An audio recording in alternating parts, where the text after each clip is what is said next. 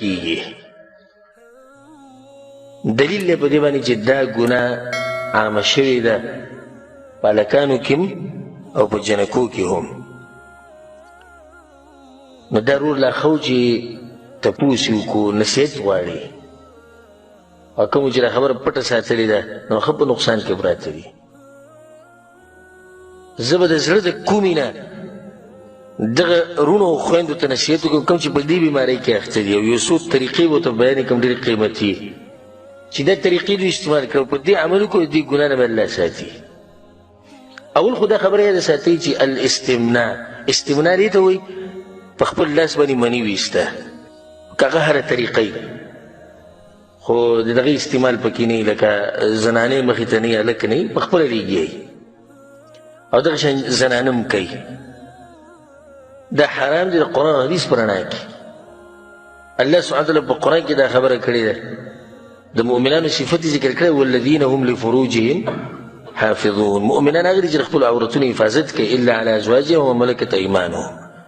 مګر دا چې د خپلو ښځو سره که عورت استعمالوي یا د وینځو سره نو بیا خو هېڅ خبره نه فانهم غیر ملومین الله وایي دوی څوک نشي ملامته کولی. سړی به چې په دې کې کوم ځای کې دلیل به شتي که واوره مخکې الله څه وایي فمن ابتغى وراء ذلک نو د دې دوو لارو نه علاوه که چا بله لار ولټوله فاولئک هم العادون دغه ګناهګار دي به دوی د حد نه تېروتې. دوه لارې دي الله دې ذکر وکړو یو شهوت پوره کول د خپلې ښځې سره دویم شهوت پوره کول د چا سره د وینځې سره. درېیمه لار که هغه لارې په لاس باندې مني وباسي والعیاذ بالله پردې ښځې سره لګیا دی که دی هلک سره شهوت پوره کوي دا ټول په دې کې دننه راغلو دا کار حرام دی. حدیث کې هم د عبدالله بن مسعود رضی حدیث دی وی چې كنا مع النبي صلى الله عليه وسلم شبابا لا نجد شيئا وی موږ ځوانان هلکانو د رسول خوا ته به ناست او سره نه و لکه څه مال موږ څه نه و غریبانان ډېر ځوانان دي چې د رسول په خوا کې به ناست او به غریبانانو او د رسول وسلم یو اوچت انسان د هغه اوچت سوچ د ملګرو حال احوال به معلومول تپوس به یې کوو تا واده کړی دی نه دی کړی کله به کوې د رسول صم دا حرص دی چې دی د ګناهونو نه بچ شي او دی حق پرست عالم د هغه هم دا طریقه وي ځکه چې د عالم د امتیانو لپاره داسې لکه پلار د بچو خیال ساتي. نو رسول وسلم موږ ته بیا نصیحت وکړو چې یا معشر الشباب من استطاع الباء فلیتزوج تاسو کې څوک واده کولی شي نو ګوره واده وکړئ د سترګو حفاظت به مو وشي د عورت به مو وشي او که څوک یې نشي کولی نو روجې دې نیسي. یو سړی به ته د حدیث ته خو وایي چې په لاس باندې شهوت پوره کول او په خپل شهوت پوره کول حرام دي دلیل دې په ده خو نو په دې کوم ځای کې دي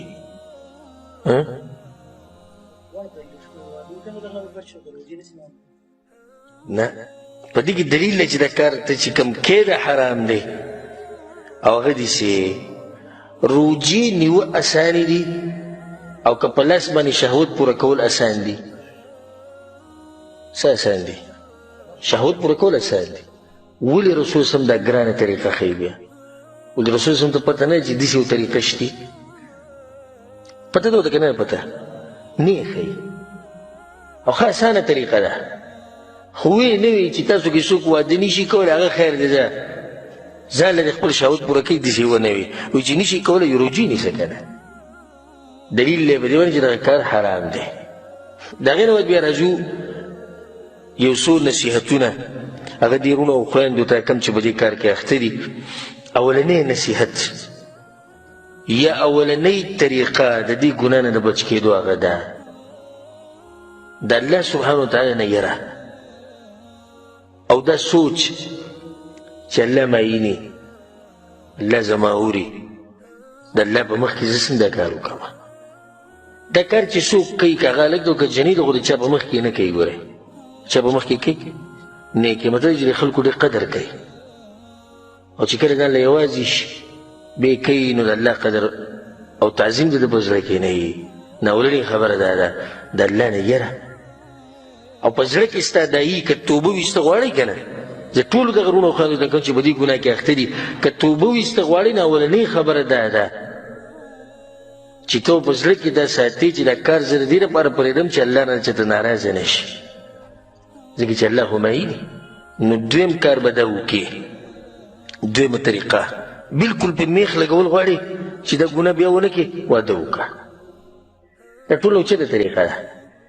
واده وکړه او دا قیسې پرېږده، دا قیسې پرېږده چې په خپو ودرېږي او په خپو ودرېږي. بل زما د یو عالم تقریر اورېدو او په دې مسله باندې بحث کوو، ما سره والد صاحب هم ناست و، هغه ته مې هم بیا وښو، ما ګوره د عالم څومره قیمتي خبره وکړه. هغه عالم دا خبره کوله، وی موږ مخکې څنګه وي، موږ مخکې دا قیسې کولې چې په خپو ودرېږي په خپو ودرېږي. هلک به وایي د 15-16 کالو مور پلار به له جنۍ راوسته، داسې وه که نه وه؟ همدقه شان و. نو بیا هغه ووایي نتیجې څومره مزداره وه، ټول عمر له بیا د جنۍ د دې هلک د مور پلار قدر او احترام کوو، ځکه چې راوستې چا ده؟ هغوی راوستې وه. اوس وایي دوی لګیا هلک نه دی ولاړ، هلک 13 کالو چې 15 خپلې پیسې وګټي ځان له واده وکړي، نو بیا چې هغه چې دغه خواښې چې د انګور ته داسې کار و، هغه له کېږه هلک په خپله واده کړی، او د هلک هم مور پلار ته په نړۍ دغه خبره ږدي چې ما خپل واده په خپله کړی. دغه یو قیمتي فایده ذکر کړه چې کله به د جنۍ به د مور پلار راوسته، نو د جنۍ به بیا د مور پلار د خپل خواښې څخه ډېر قدر او احترام کو، او د پلار به هم ډېر قدر او احترام کو چې د جنۍ دوی ما راوستې ده. اوس هر سړی په خپله لار دی، په خپله مرضۍ واده وکړي، بیا هغه جنۍ هغه خواښې څخه لرې کېږي، هغه په خپله واده کړی، تاسو له پکې روپۍ ورکړې ده. دغه یو ناشنا فایده ذکر کړه. په ټیم جواب ما دغه بیان اورېدو، خبره مې دې پورې کوو چې واده وکړو، دا قیسې پرېږدئ چې په خپو ودرېږي او په خپو ودرېږي، الله به دې مالداره کړي. ته څه طریقه روانه کړه که نه، چې طریقه روانه کړه. دغه غم خادیانې که کې دا کومې چې زموږ په معاشره کې دي، نو بیا خو په 20 کالو کې هم نه شي کولی، خو که ساده ونتې واده کوي او د رسول صلی په طریقه، نو واده ښه په اسانۍ سره کېږي. بله ده مور پلار که هلک او جنۍ له واده نه کوي، نو د هلک او جنۍ له پکار دي چې په څه طریقه د دوی د غوږ ته دا خبره ورسوي چې موږ واده کوو. په دې باندې هغه نه ګناهګارېږي، بلکې په دې ګناهګارېږي چې په ګناهونو کې پراته دي او څه وایي نه. او مور پلار له پکار چې د الله نه ویرېږي، د الله نه زه دې مور پلار ته وایم والله العظیم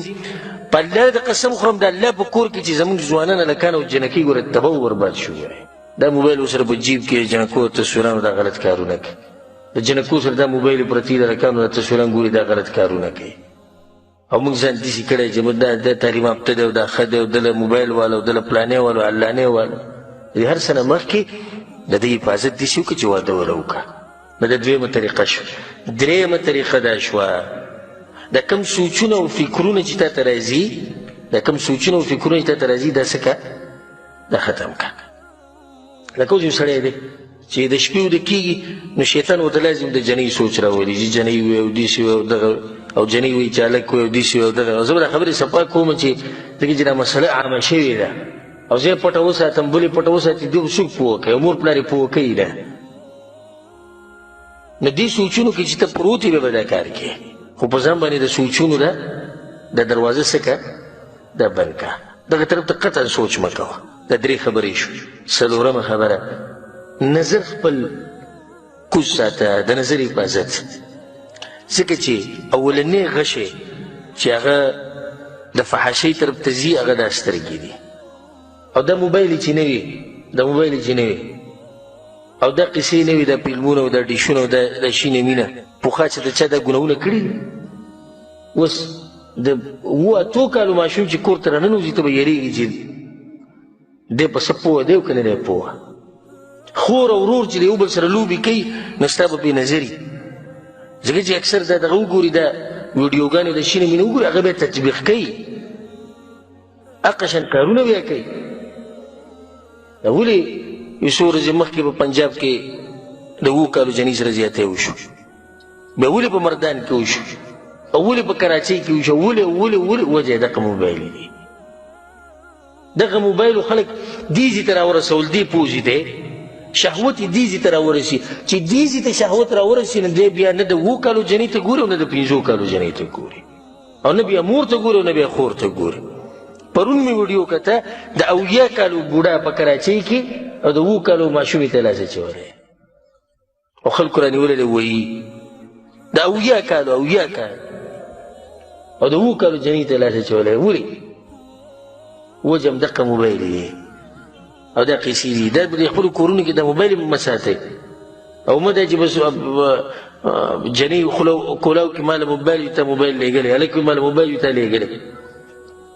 کور کې موبایل کافي ده که یو وي د ټلیفون دپاره رابطو دپاره خو هر یو سره جدا جدا موبایل او هغه ځان له په جدا کمرو کې ناستې ته دې څه خبرېږي ته دغونه څه خبرې نه د نظر حفاظت الله په قرآن کې څه وایي قل للمؤمنین یغضوا من ابصارهم ووایه مؤمنانو سړو ته چې د خپل نظرونه کوز ساتي دغه شان یو نصیحت هغه دا دی 5مه خبره هغه دا شوه چې د هغه ځایونو نه ځان لرې ساته چې هلته د انسان کې د شهوت راوچتېږي هغه ځایونو له مه ورځه لکه بازارونه شو باغچې شوې کوم ځای کې جنکۍ ډېرې ګرځي راګرځي هلته مه ځه دا څو خبرې شوې 5 شپږمه خبره دا ډېره فایدهمنه خبره ده یوازې ډېر مه پاتې کېږه سړی یوازې شي دی دا ګناه کوي که هلک ته او که جنۍ د زه هغو ته دا وایم چې یوازې مه اوده کېږئ یوازې کمره کې مه اوسېږه بیا به دا ګناه کوي ځکه چې کله کله داسې چې سړی یوازې شي او هلته تقوا نه وي د الله نه یره نه وي بیا دا ګناه کوي خو چې کله ورسره خوا کې څوک وي روري ملګری د جنۍ سره خوري موري نو بیا دا کار دا نه کوي او دا یو فایدهمنه طریقه ده ساتي چې یوازې چې څومره یوازې کېږي نو نقصان به در رسي نو کوشش دا کوو چې یوازې کېږي ډېر ما دا څو خبرې شوې 6 اومه خبره دا شوه په عباداتو کې ځان مصروفه کوي که نه په عباداتو کې چې کوم تا سره فارغه وخت دی نو په عباداتو کې ځان مصروفه کړه تا ته به ټیم نه میلاویږي د دې ګناه کولو 8مه خبره دا شوه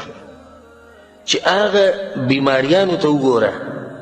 او په هغې کې سوچ وکړه کوم چې د دې کار د لاسه په انسان باندې راځي نظر کمزوری کېده غټه بیماري دا کوم سړی او ښځه شهوت په خپل لاس په خپله پوره کوي د دوی نظر کمزوری کېږي اعصاب کمزوری کوي دماغ کمزوری کوي او دغه شان عورت هغه څه شي هم کمزوری شي عضو تناسل چې کمی هغه کمزوری شي په ملا باندې دردونه راشي دا نن سبا د ځوانان چې کوم دي ډېر پکې داسې دي چې دا د ملا دا تکلیف او بیماریانې په وختي راغلي نو د هغې ډېرې وجې کېدی شي خو یو وجه یې دا ده چې په دې کار کې اخته دي د هغې د لاسه د ملا دردونه او دا هر څه پرې راغلي دغه شان بچي نه کېږي داسې سړي چې کله به یو سړی داسې درجې ته ورسي چې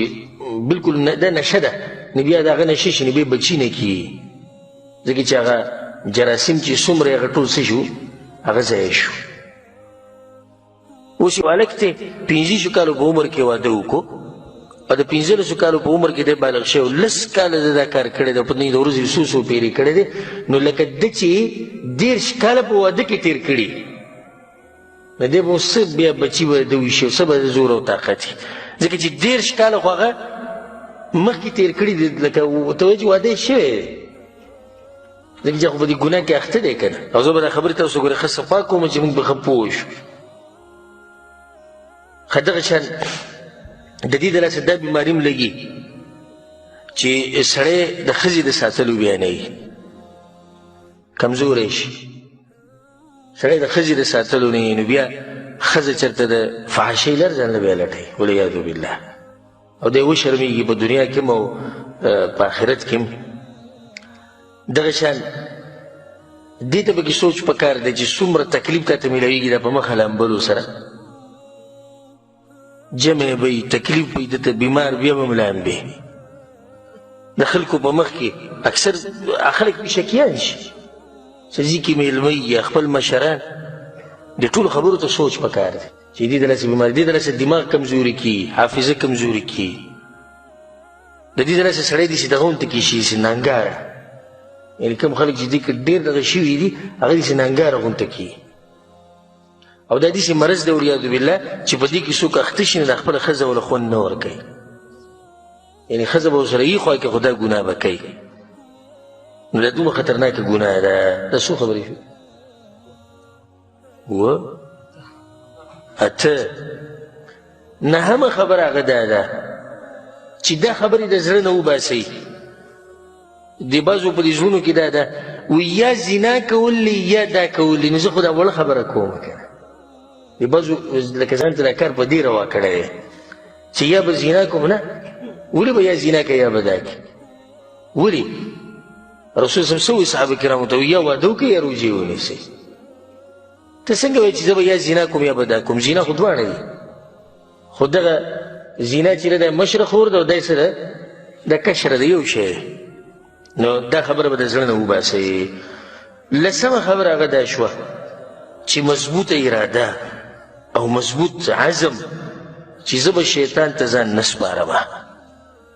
لکه دا کسان موږ څه وکړو، راشه خلکو داسې ګناهونه پرېښودي دي چې د هغې پرېښودل سم ګران دي، او ته وایې زه څه وکړمه؟ خو مې کوه که نه، بس پخه اراده وکړه، او چې کله پخه اراده دې وکړه پوخ عزم، الله به ستا مرسته کوي. او خصوصا هغه خبره ته بیا کوم چې یوازې به وخت نه تېری. په کې روایت زما ذهن ته راغی، په هغې کې دا امام احمد بن حنبل رحمه الله راوړی دی چې ان النبي صلی الله علیه وسلم نهى ان يبيت الرجل وحده. رسول صلی الله علیه وسلم دې نه منع کړی چې سړی یوازې د شپه نه تېری. د حدیثونو کې هره مسله شته. رسول صلی الله علیه وسلم دا خبره دې لپاره کړې، شریعت په هره خبره کې فایدې وي، حکمت. دا څو خبرې شوې؟ لږ شوې. یو لسمه خبره هغه دا ده چې دغه نبوي علاج استعمال کوي روجې نیوه. د روجو سره د شهوت کمیږي. او بیا دې کې فایدې لپاره دا خبره ذکر کوم چې د بس کسان دغه دوایانې خوري د شهوت کمولو لپاره، دا دوایانې خوراک نه دي پکار، ځکه چې پای کې نقصانات ډېر دي، اکثر د شهوت بالکل ختم کړي.